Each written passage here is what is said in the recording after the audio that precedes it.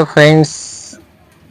देखिए मेरे पास एक आर्टिस्ट का होम थिएटर आया था रिपेयरिंग के लिए 5.1 का, जो आप देख सकते हैं यहाँ पर। थोड़ा पुराना होम थिएटर है जो कि अभी लेटेस्ट नहीं है, लेकिन इसके अंदर प्रॉब्लम आया था, थोड़ा आवाज़ का प्रॉब्लम है। मतलब इसकी जो स्पीकर है सब इसमें आवाज़ जो आ रही है, आप देख रहे हैं आवाज़ कैसे आ रही है। इसमें एकदम ख़राब आवाज़ आ रही है, बेस भी एक ख़राब बज रहा है एकदम, और जो स्पीकर में से आवाज़ निकल रही है एकदम बारीक आवाज़ है। तो ये सब प्रॉब्लम इसके अंदर आया है। तो ये जो प्रॉब्लम आते हैं दोस्तों, ये प्रॉब्लम क्यों आते हैं? ज़्यादातर हमारे जो पीछे वाले जो स्पीकर होते हैं, ये स्पीकर के वायर जो होते हैं कट होते हैं, और उसके वायर ही शॉर्ट होने की वजह से ये जो प्रॉब्लम आ जाते हैं। तो अभी ये रिपेयर करना है हमको, तो अभी रिपेयर कैसे करेंगे तो आपको स्टेप बाय स्टेप इस होम थिएटर के अंदर मैं बताने वाला हूँ। तो मैं अभी आपको दिखा दिया इसका आवाज़ कैसे आ रहा था। तो चलिए सबसे पहले तो ये होम थिएटर को अभी हम रिपेयर करेंगे स्टेप बाय स्टेप। सबसे पहले तो ये प्रॉब्लम कहाँ से आया है, कैसे होता है ये प्रॉब्लम, ये मैंने आपको बताया है। तो अभी देखेंगे कि इसका कौन कौन से पार्ट जो है इसको हमें चेंज करना है, ताकि ये जो प्रॉब्लम है ठीक हो सके। तो चलिए यहाँ पर ये होम थिएटर जो है, इसका जो किट है मदरबोर्ड किट, ये थोड़ा सा अलग तरह का है। मतलब देख सकते हैं यहाँ पर जो होम थिएटर के बेस में होता है, ये वहाँ पर फिटिंग नहीं है, थोड़ा सा अलग साइड में दिया है फिटिंग के लिए। और बहुत सारी वायरिंग भी इसके अंदर दी गई है, आप देख सकते हैं। तो चलिए इसको अभी हमें रिपेयर करना है। तो मैं सब वायरिंग वगैरह निकाल देता हूँ, उसके बाद देखिए ये जो किट है इसको साइड में करता हूँ। और फिर देखिए इसके अंदर हमें सबसे पहले इसका वोल्टेज का प्रॉब्लम होता है, इसलिए ये जो आवाज़ है, तो ये आवाज़ इस तरह से आ रहा है। तो आप देख सकते हैं ये बेस का और ये यहाँ पर छोटे स्पीकर के आईसी ये, और साइड में दिया है बेस का, और यहाँ पर ये 5.1 का जो आउटपुट स्पीकर होता है यहाँ पर सॉकेट दिया है। और यहाँ पर देख सकते हैं ये कैपेसिटर है। ये कैपेसिटर भी कभी कभी ख़राब हो जाते हैं, इसकी वजह से हमें ये जो आवाज़ है ऐसे आता है। तो यहाँ पर हम सबसे पहले तो वोल्टेज देते हैं और मल्टीमीटर पे हम चेक करते हैं। तो चेक करने के बाद यहाँ पर पता चलेगा कि एक्चुअली वोल्टेज का प्रॉब्लम है या आईसी का प्रॉब्लम है। तो चलिए यहाँ पर मैं मल्टीमीटर को डीसी वोल्टेज पर किया है, और यहाँ पर वोल्टेज हमें देखिए 16 या 17 वोल्ट तक आना चाहिए। 16 16.5 वोल्ट यहाँ पर मिलना चाहिए। देखिए मैंने ऑन किया है इस कैपेसिटर के ऊपर, तो यहाँ कैपेसिटर के ऊपर कितना वोल्टेज मिलता है तो यहाँ पर हम देखेंगे। तो देखिए कितना वोल्ट आ रहा है, देखिए 6 वोल्ट आ रहा है। 16 वोल्ट नहीं, 6 वोल्ट आ रहा है ओनली। तो ये 6 वोल्ट नहीं चाहिए हमें, कम से कम 16 वोल्ट तक यहाँ पर आना चाहिए। तो जब ये 16 वोल्ट आएगा तब ये हमारा जो आवाज़ है वो क्लियर निकलेगा। और यहाँ पर देखिए 17 वोल्ट आ रहा है दूसरे कैपेसिटर पर। तो ये कैपेसिटर ओके है, और ये यहाँ पर देखिए, यहाँ पर ये भी वोल्टेज यहाँ पर ओके दिखा रहा है। मतलब जो हमने पहले कैपेसिटर को चेक किया था वहाँ पर हमें वोल्टेज कम मिला, ये देखिए यहाँ पर। तो ये कैपेसिटर हमें सबसे पहले तो चेंज करना पड़ेगा, उसके बाद हम बाकी का यहाँ पर डिटेल चेक कर सकते हैं आईसी ओके है या नहीं है। ये दोनों कैपेसिटर जो है हमें चेंज करने पड़ेंगे। देखिए तो सबसे पहले तो मेन कैपेसिटर जहाँ पर 6 वोल्ट हमें मिला, वो कैपेसिटर को हमें रिप्लेस करना होगा। और अच्छी तरह से यहाँ पर थोड़ा हेवी कैपेसिटर यहाँ पर डालेंगे ताकि जल्दी ये ख़राब नहीं होगा। तो चलिए ये कैपेसिटर मैंने निकाल दिया है, और आप देख सकते हैं ये कैपेसिटर निकालने से पहले देखिए कितना ज़्यादा ख़राब हो चुका है। एक जो पहिया है इसका निकल के कर बाहर आ गया, मतलब ये पूरा जंग चढ़ा हुआ था उसके ऊपर। तो इस तरह से ये कैपेसिटर ख़राब होने की वजह से वोल्टेज यहाँ पर रेगुलेट नहीं कर पा रहा था, इसलिए जो आवाज़ में खरखर वगैरह जो आवाज़ आता था, और आवाज़ पावरफुल भी नहीं आता था, क्योंकि इसके आईसी भी ख़राब हो सकते हैं। तो चलिए पहले तो हम कैपेसिटर डाल के देखते हैं क्या इसमें कुछ आवाज़ में सुधार होता है। नहीं तो फिर हमें जो तीनों आईसी है उसको हमें चेंज करना पड़ेगा दोस्तों। ओके, तो चलिए यहाँ पर मैं ये कैपेसिटर जो है, नया कैपेसिटर यहाँ पर लेता हूँ, और दूसरा कैपेसिटर यहाँ पर इंस्टॉल कर देता हूँ। तो ये देखिए ये कैपेसिटर थोड़ा हेवी कैपेसिटर है मेरे पास उससे पहले। ये देखिए वैल्यू सेम है, लेकिन थोड़ा हेवी कैपेसिटर है। तो ये कैपेसिटर मैं यहाँ पर लगा देता हूँ। देखिए हाइट उतनी ही चाहिए कि हम जो इस बॉक्स में बिठा सके, ज़्यादा हाइट हो सकती है तो हमें प्रॉब्लम आ सकती है बिठाने के लिए। तो मैंने हाइट चेक किया तो नो प्रॉब्लम, तो चल जाएगा ये हाइट इतना। तो ये कैपेसिटर को मैं यहाँ पर लगा देता हूँ। ओके, कुछ प्रॉब्लम दोस्तों ऐसे होते हैं कि देखने से पता चलता है कि इसका क्या चेंज करना है, लेकिन अभी ये आपको समझाने के लिए मैंने यहाँ पर चेक करके बताया कि ये ऐसा होता है। कभी कभी कैपेसिटर दिखने में ऊपर से अच्छा दिखता है लेकिन होता ख़राब है। तो इस कंडीशन में देखिए कैपेसिटर ख़राब था तो वोल्टेज हमें बहुत सारा कम आ रहा था इसके अंदर। तो अभी देखिए ये तीनों आईसी हमें चेंज करना है, 1 2 और 3, क्योंकि ये तीनों आईसी में तीनों जो आईसी शॉर्ट हो चुके हैं, क्योंकि इसका आवाज़ जो आ रहा है बहुत सारा बारीक आवाज़ आ रहा था और उसके अंदर भी दम नहीं था, जो कि कैपेसिटर की वजह से वो ख़राब आवाज़ आ रहा था। अभी ये तीनों आईसी हम चेंज करते हैं और चेंज करने के बाद आपको फिर दिखाते हैं यहाँ पर।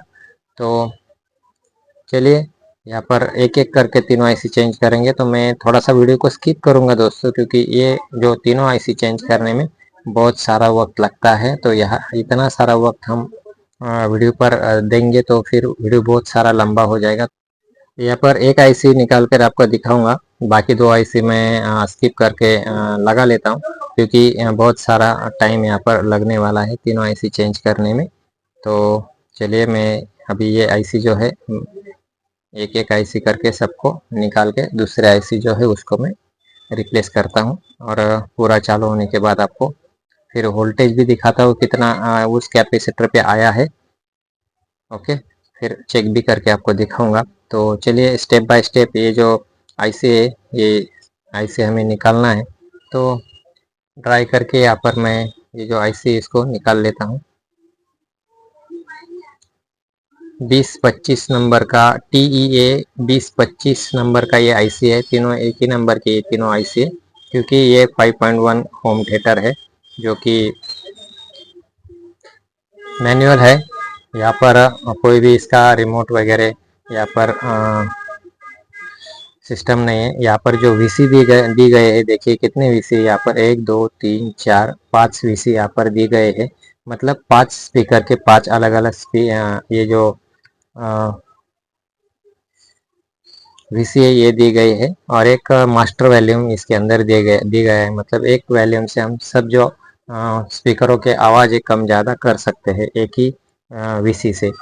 तो यहाँ पर एक मास्टर वॉल्यूम और बाकी के जो एक लेफ्ट और राइट जो स्पीकर है उसका एक, और पीछे और आगे का एक स्पीकर है उसको एक, और दूसरा जो सेंटर का है उसको एक, और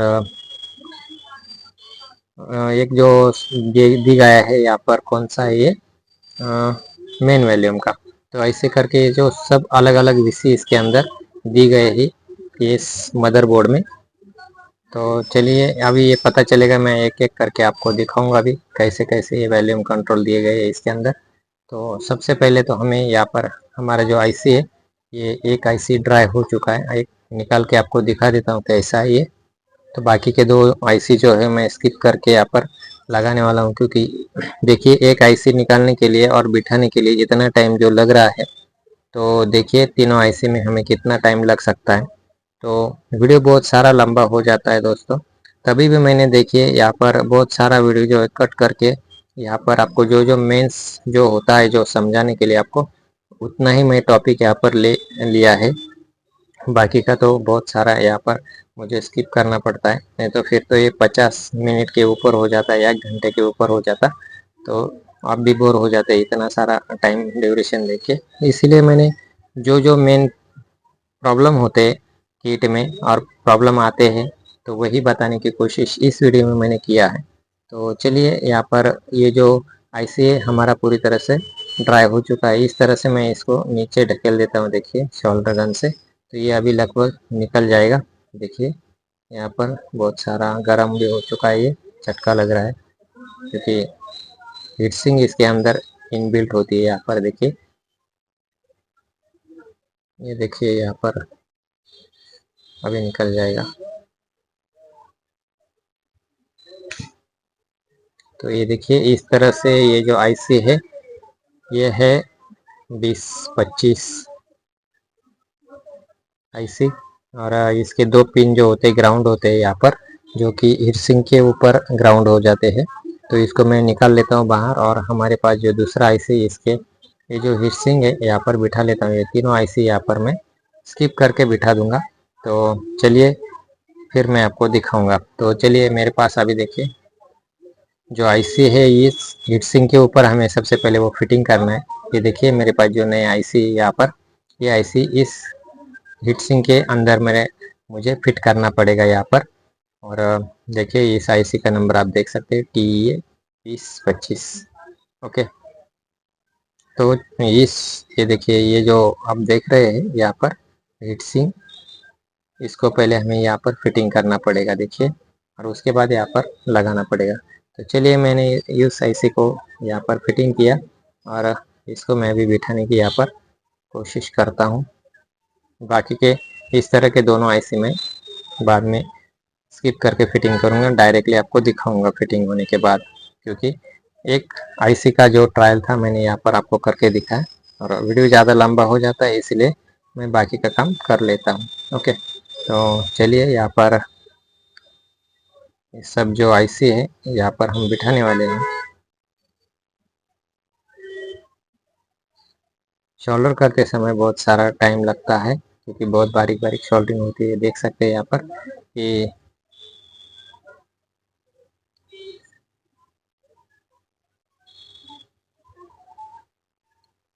सोल्डर करते समय टच नहीं होना चाहिए शोल्डर इधर उधर, तो फिर नया आईसी जो होता है डेड हो जाता है तुरंत।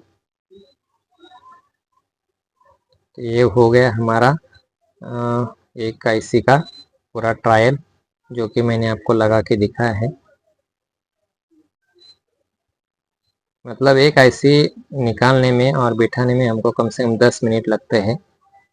ऐसे मिला के हमें 3 आईसी का कितना टाइम ड्यूरेशन होता है आप देख लो। तो चलिए एक आईसी मैंने बिठा लिया, अभी 2 आईसी में स्किप करके बिठा देता हूँ, फिर आपको दिखाता हूँ। फिर किट वगैरह क्लीन करके फिर वोल्टेज हम चेक करते हैं। चलो यहाँ पर मैंने तीनों जो आईसी है, ये जो आईसी यहाँ पर आप देख सकते हैं मैंने यहाँ पर स्किप कर लिया था। और ये देखिए हमारा तीनों आईसी यहाँ पर बैठ चुका है। थोड़ा सा यहाँ पर जो हीट सिंक के ऊपर थोड़ा सा सोल्डरिंग ज़्यादा भर लेता हूँ, क्योंकि अभी यहाँ पर जो है ना देखिए यहाँ पर ये थोड़ा सा मुझे लग रहा था कि थोड़ा सा चिपक गया, इसीलिए मैंने उसको निकाल लिया।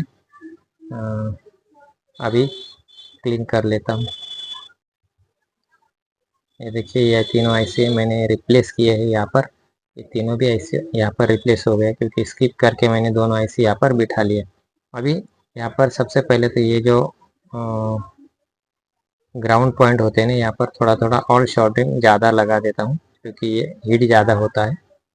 तो हमारी जो हीट सिंक जो लगी हुई है ऊपर से वो निकल ना जाए, इसीलिए थोड़ा थोड़ा तीनों आईसी के यहाँ पर मैं थोड़ा सा शोल्डरिंग लगा देता हूँ ज़्यादा।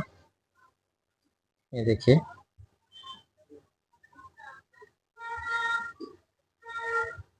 नहीं भी लगाया तो भी चल जाता है, लेकिन सिक्योरिटी के लिए हमें लगाया तो ये अच्छा रहता है, इसलिए मैंने लगा दिया पहले ही। ये देखिए ऐसे। ओके।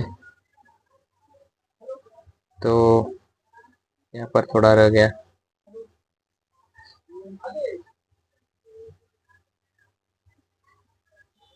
ओके। तो ये हमारा तीनों पॉइंट तीनों आईसी जो है यहाँ पर कंप्लीट हो चुके हैं। अभी यहाँ पर बहुत सारा गंदा हो चुका है, मतलब ये जो हमने आईसी बिठाए है और पेस्ट की वजह से पूरा काला काला हो चुका है। तो यहाँ पर हम सबसे पहले ये जो किट है इसको पहले क्लीन कर लेते हैं थिनर से। ये देखिए, तो थोड़ा सा मैं थिनर यहाँ पर पूरा क्लीन कर लेता हूँ पूरी किट को, क्योंकि बहुत सारी मैंने यहाँ पर काम किया है, तो यहाँ पर पूरा गंदा हो चुका था। तो ये सबसे पहले ये जो किट है मदरबोर्ड है इसको हम पहले क्लीन करेंगे, उसके बाद चेक कर लेते हैं।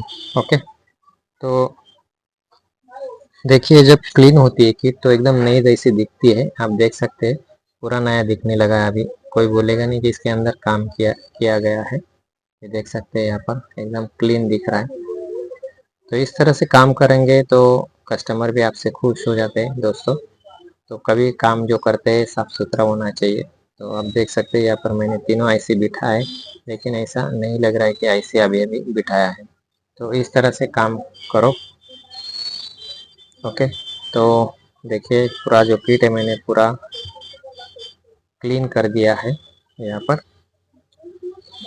ओके, ये देखो इतना सारा गंदा जो पानी था ये सब निकल गया है। देखिए यहाँ पर सब काला काला जो पानी था इसके अंदर।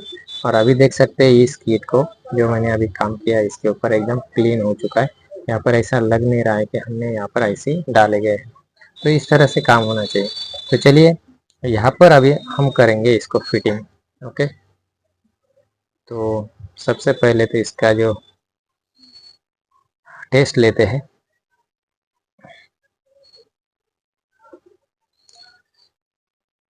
और यहाँ पर जो वोल्टेज है ये भी मैं आपको दिखाता हूँ कितना आया है। थोड़ा सा सूखने दिया मैंने यहाँ पर क्योंकि गीला था यहाँ पर थिनर डालने से। तो अभी यहाँ पर देखिए मैं मल्टीमीटर से आपको जो यहाँ पर 6 वोल्टेज आ रहे थे यहाँ पर, तो अभी कितने वोल्टेज आ रहे हैं देखिए। यहाँ पर जो मैंने कैपेसिटर को लगा दिया था तो यहाँ पर देखिए 16 वोल्ट, मतलब 16.5 वोल्ट यहाँ पर कंप्लीट आ रहा है। ओके, तो इसका मतलब ये कि हमारा जो सर्किट है वो एकदम ओके हो चुका है यहाँ पर। ओके, यहाँ पर 18 वोल्ट आना चाहिए, तो ये कंप्लीट आ चुका है। मतलब दोस्तों यहाँ पर सब जो वोल्टेज अभी कंप्लीट हो चुके हैं, आईसी भी हमारे डाल दिए हैं। अभी यहाँ पर ये जो कैपेसिटर था इसको भी थोड़ा सा हमें डाउटेबल था, तो मैं यहाँ पर इसको भी मैं चेंज करता हूँ क्योंकि इसको नहीं भी चेंज किया तो भी चल जाता दोस्तों। लेकिन बाद में कभी प्रॉब्लम ना आए इसलिए इसको भी मैं रिप्लेस कर रहा हूँ। क्योंकि अभी तो ये वोल्टेज वगैरह सब क्लियर हो गया है, लेकिन क्या होता है थोड़ा सा ऐसी अपना कैपेसिटर वीक होने की वजह से बाद में प्रॉब्लम आ सकता है। थोड़ा सा नॉर्मल खुला हुआ दिखा मुझे, इसलिए मैंने इसको भी रिप्लेस कर दिया है। अभी दूसरा कैपेसिटर इसकी जगह पर मैं लगा रहा हूँ। ओके, तो आप देख सकते हैं यहाँ पर इससे कुछ फर्क पड़ने वाला नहीं था क्योंकि ये नहीं भी बदला तो भी चल जाता। लेकिन दोस्तों क्या होता है ना कि जो प्रॉब्लम 8 दिन में आने वाला है तो 2 दिन में आता है, इसलिए इसको दिखता है तो चेंज कर डालो। इसलिए मैंने उसको भी चेंज कर दिया क्योंकि बाद में प्रॉब्लम ना आए। ओके, तो यहाँ पर मैंने ये कैपेसिटर जो था उसको भी चेंज करवा लिया है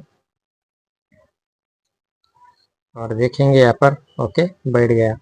अभी यहाँ पर हम क्या करेंगे, चेक करेंगे इसको।